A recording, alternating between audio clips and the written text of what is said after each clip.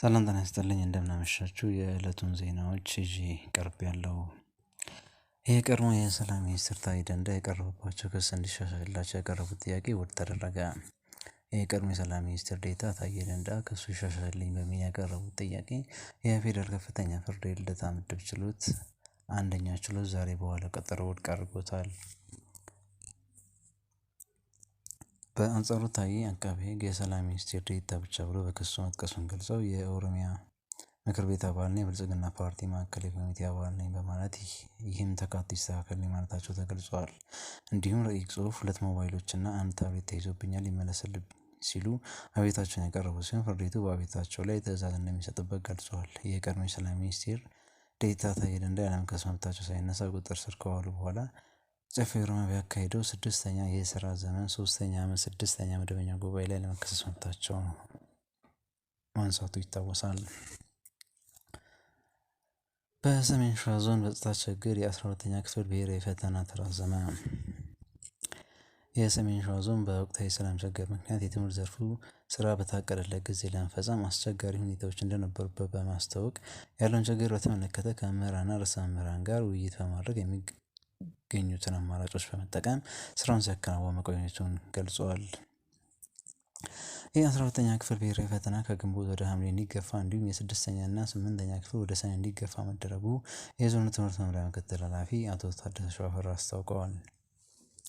6ኛ፣ 8ኛና 12ኛ ክፍል ተፈታኝ ተማሪዎችን በሚመለከት ለ2 ወራት የሚቆይ የተቀናጀ ለፈተና የማብቃት ዘመቻ ተጀምሯል ሲሉ ገልጸው የሚመለከታቸው ባለድርሻ አካላትና አመራሮች ጋር በመሆን ተማሪዎችን የማብቃት መርሃ ግብር ዝግጅት እየተደረገ መሆኑን ጠቁመዋል። ምክትል ኃላፊው በተጨማሪ በዞኑ መማር ከነበረባቸው ተማሪዎች ውስጥ 63 በመቶ የሚሆኑት በትምህርት ገበታ ላይ ናቸው ሲሉ ገልጸዋል። በአጠቃላይ 354,000 ተማሪዎች ዞኑ ማስተማር የነበረበት ቢሆንም 230,000 ማለትም 68.5 በመቶ የሚሆኑት በትምህርት ገበታ ላይ መሆናቸው ተናግረዋል። ይህ አፈጻጸም ከአንደኛው ወሰነት ትምህርት አሁን የተሻለ መሆኑን ያነሱት ኃላፊው 59,000 ተማሪዎች ጭማሪ አድርገዋል ነው ያሉት። በእነዚህ ዘግይተው ትምህርት ቤት የገቡ ተማሪዎች ምክንያት የትምህርት የማጠናቀቂያ ሰዓቱን ለማራዘም ታስቦ የተሰራ እንደሆነም ምክትል ኃላፊው ያነሱት።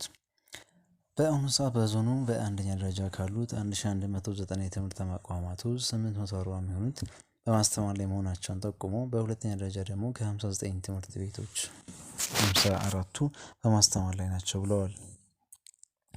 በዞኑ በአንደኛ ደረጃ ከ228,000 ተማሪዎች ውስጥ 156 በመቶ እየተማሩ ነው ያሉት ኃላፊው በሁለተኛ ደረጃ ከ46,635 ተማሪዎች ውስጥ 36,000 ወይም 39 በመቶ የሚሆኑት እንዲሁም ቅድመ መደበኛ ከ73,123 ተማሪዎች ውስጥ 42,000 ወይም 60 በመቶ እየተማሩ መሆኑን ምክትል ኃላፊው ገልጸዋል። የሰሜን ሸዋ ዞን ትምህርት መምሪያ የ9 ወራት እቅድ አፈጻጸም ግምገማና የቀጣይ ጊዜያት የ6ኛ፣ 8ኛና 12ኛ ክፍል ተማሪዎች ፈተና ቅድመ ዝግጅት በሚመለከት ውይይት ማካሄዱን የክልሉ ትምህርት ቢሮ ያገኘነው መረጃ ያሳያል።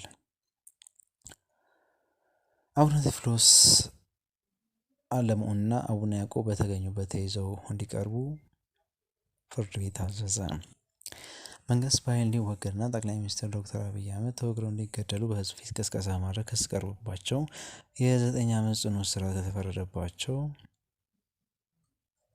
አቡነ ሉቃስ ጋር ሲሰሩ የነበሩ 2 ጳጳሳት ላይ ክስ መስርተዋል። በዚህ መሰረት አንደኛ ተከሳሽ አቡነ ቴዎፍሎስ አለሙ የሰሜን አሜሪካ የካሊፎርኒያና የአካባቢው ሀገረ ስብከት ጳጳስ ሊቀ ጳጳስና የሲኖዶስ አባል፣ ዜግነት አሜሪካ፣ የፓስፖርት ቁጥር 548624/294። ሁለተኛ ተከሳሽ አቡነ ያዕቆብ የጆርጂያና አካባቢው ሀገረ ስብከት ሊቀ ጳጳስ የሲኖዶስ አባል፣ ዜግነት አሜሪካ፣ የፓስፖርት ቁጥር 573701/746 የሆነ በተገኙበት ተይዘው ፍርድ ቤት እንዲቀርቡ ትዕዛዝ ወጥቶባቸዋል። እነዚህም ጳጳሳት በአሁኑ ወቅት በአሜሪካ ሀገር የሚገኙ ሲሆን ወደ ኢትዮጵያ ሲመጡ ታስረው ፍርድ ቤት እንዲቀርቡ የፌዴራሉ ከፍተኛ ፍርድ ቤት ወንጀል ችሎት አዟል። ነጻነትና እኩልነት ፓርቲ የሀገራዊ ምክክር ኮሚሽን የምክክር ሂደቱን ግልጽና አሳታፊ በሆነ መንገድ እንዲመራ ጥሪ ያቀረበ። መጋቢት 15 2011 የተመሰረተው ነጻነትና እኩልነት ፓርቲ ባለፉት ጥቂት ዓመታት 5ኛ ዓመቱን በተለያየ ዝግጅት ሲያከብር ቆይቷል። ይህንኑ ታሪካዊ አጋጣሚ ምክንያት በማድረግ የፓርቲው ስራ አስፈጻሚ ኮሚቴ ግንቦት 10 2016 ባደረገው ስብሰባ የፓርቲውን የ5 ዓመት አጠቃላይ ጉዞ፣ የፓርቲው እንቅስቃሴዎች፣ ስኬቶች፣ ተግዳሮቶች፣ ውስንነቶች ዙሪያ ጥልቅ ውይይት በማድረግ ቀጣይ የትኩረት አቅጣጫውን መለየቱን በዛው ዕለት አዲስ አበባ የሚገኘው ዋና ቢሮ በሰጠው መግለጫ አስታውቀዋል። ፓርቲው የ5ኛ ዓመት ክብረ በዓሉን አስመልክቶ በተለያዩ ጉዳዮች መግለጫ የሰጠ ሲሆን በሀገራችን የተለያዩ አካባቢዎች በተለይም በአማራና ኦሮሚያ ክልሎች የቀጠለው እርስ በርስ ጦርነት በአፋጣኝ ይቆም ዘንድ መንግስትም ሆነ ነፍጥ አንግበው የሚታገሉ አካላት በሰላም ቅድሚያ በመስጠት ነገሮችን በውይይት እንዲፈቱ ጥሪ አቅርበዋል። ከዚህ በተጨማሪ የሀገራዊ ምክክር ኮሚሽን የምክክር ሂደቱ ግልጽ፣ አሳታፊና ሳይንሳዊ በሆነ መንገድ እንዲመራ ፓርቲው ጥሪ አቅርቧል። እንዲሁም በጦርነት በተሳሳተ የመንግስት የልማት ፍልስፍናና ፕሮግራሞች ምክንያት የሀገሪቷን ኢኮኖሚ በጠና ታሟል ያለው ነጻነትና እኩልነት ፓርቲ ከፍተኛ ዋጋ ንረት፣ የምርትና ምርታማነት መቀነስ፣ ስራ አጥነት፣ የውጭ ምንዛሪ መመናመን የሀገሪቱን ኢኮኖሚ መገለጫዎች ሆነዋልን ብሏል።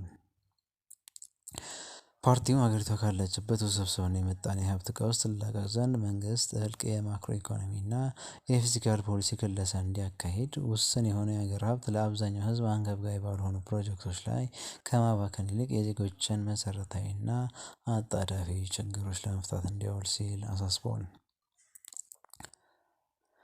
በመጨረሻም ጋዜጠኞች ሲታሰሩና ሲደበደቡ የሚከራከርላቸው ባለመኖሩ የሚዲያ ስራ አደጋ ውስጥ ነው ተብሏል። መረጃ ሲጠይቁ መስማት የማይፈልጉ፣ ስልካቸውና ቢሮአቸውን ለተራው ዜጋ ብቻ ሳይሆን ለጋዜጠኞች ዝግ ያደረጉ፣ ሲፈልጉ ብቻ የሚናገሩ እንጂ ሲጠይቁ የማይመልሱ የመንግስት ተቋማትና ኃላፊዎች በርካታ መሆናቸውን አዲስ ማለዳ ያነጋገራቸው ጋዜጠኞች ገልጸዋል። አብዛኞቹ የመንግስት ተቋማት መረጃ ለመስጠት ፈቃደኛ አለመሆናቸውና በተለይ ለግል ሚዲያ አውታሮች ከተቋማቱ የህዝብ ግንኙነት ኃላፊዎች እና አመራሮች መረጃ ማግኘት ቀላል አለመሆኑን አዲስ ማለዳ ያነጋገረቻቸው በተለያዩ የመገናኛ ብዙኃን የሚሰሩ ጋዜጠኞች በምሬት ገልጸዋል። የዕለቱ ዜና ይኸው ነበር።